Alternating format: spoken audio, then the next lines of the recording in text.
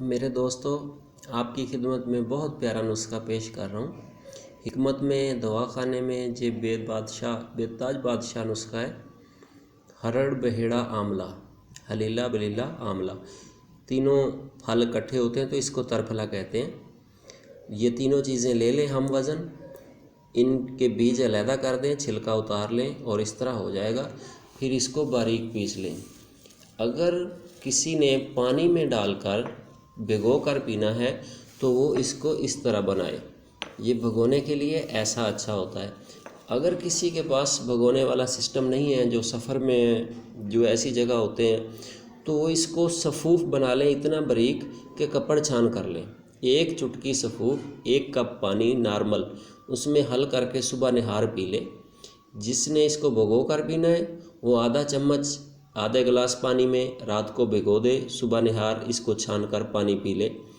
یہ دل، جگر، دماغ، معدہ، گردے، ان چیزوں کو مکمل طاقت دیتے ہیں اور ان کی ٹیوننگ کرتے ہیں، ان کو تندرست و توانا کرتے ہیں۔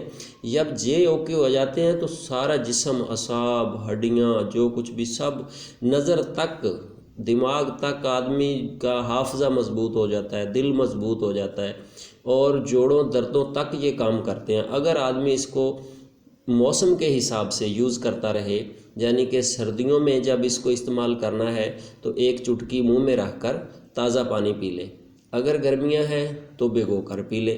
تو یہ چیزیں استعمال کرنے سے اللہ پاک کا ایسا فضل ہے کہ مکمل جسم کی ٹیوننگ ہو جاتی ہے اور کوئی بھی مرض، معدہ بھی ٹھیک ہو جاتا ہے، گیس قبض بھی نہیں ہوتی، نظر بھی ٹھیک ہو جاتی ہے۔ اور یہ اگر لگاتار یوز کرتا رہے موسم کے حساب سے، اس کا بدرکہ کر کے، تو اس سے بال بھی سیاہ ہونے شروع ہو جاتے ہیں دوبارہ اور نظر بھی ٹھیک ہونا شروع ہو جاتی ہے۔